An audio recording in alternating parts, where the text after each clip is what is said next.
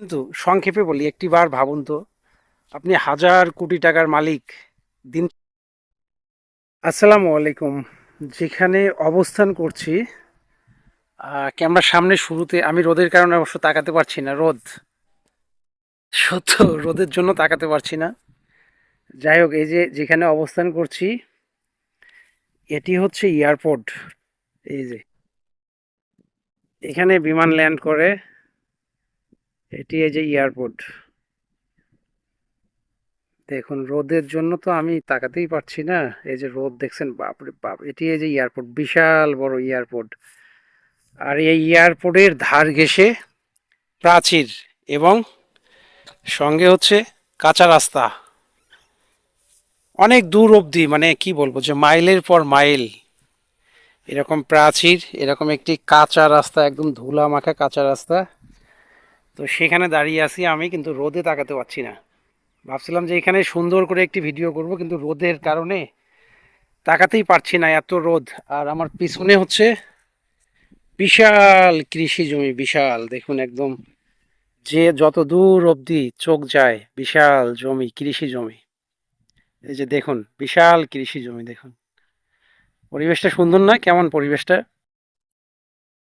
আলহামদুলিল্লাহ, পরিবেশটা তো আমার কাছে তো ভালোই লাগছে।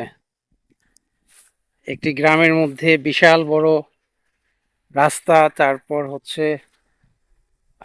এই সাইডে হচ্ছে এয়ারপোর্ট। এই যে এটি এয়ারপোর্ট, অর্থাৎ এখানে ল্যান্ড করে লম্বা অনেক দূর অবধি, দেখুন অনেক দূর পর্যন্ত, এই পাশে অনেক দূর, অনেক অনেক অনেক দূর।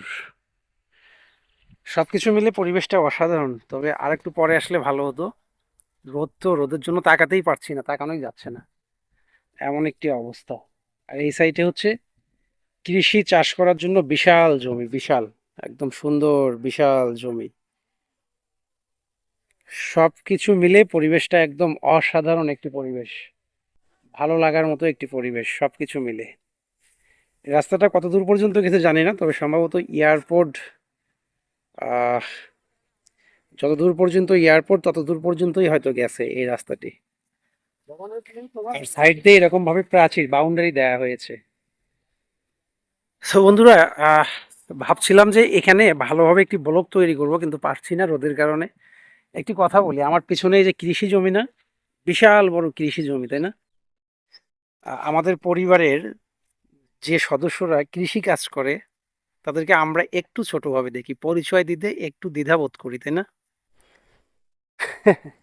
ধরুন আপনার ভাই, আপনার বাবা কৃষক, মানে এটি পরিচয় দিতেও কেমন একটু, একটি দ্বিধাদ্বন্দ্ব কাজ করে, তাই না? যে কৃষক, সবকিছু মিলে, মানে এটা কিন্তু সত্য। হয়তো বা আমি বলছি তা না, বিষয়টা সত্য। পরিচয় দিতে আমরা একটু অতিস্থ বোধ করি। কিন্তু সংক্ষেপে বলি, একটিবার ভাবুন তো, আপনি হাজার কোটি টাকার মালিক, দিন শেষে আপনাকে খেতে হবে। সেই খাবার কোত্থেকে আসবে বলেন?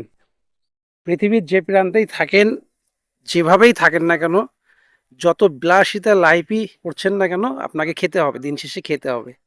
আর সেই খাবার খেতে গেলে জমি থেকে উৎপাদন করতে হবে। সুতরাং কৃষক শব্দটিকে ছোট করে দেখার মতো কিছু নাই। দিন শেষে তারাই হচ্ছেন মহান পুরুষ, সত্যিকারের যোদ্ধা।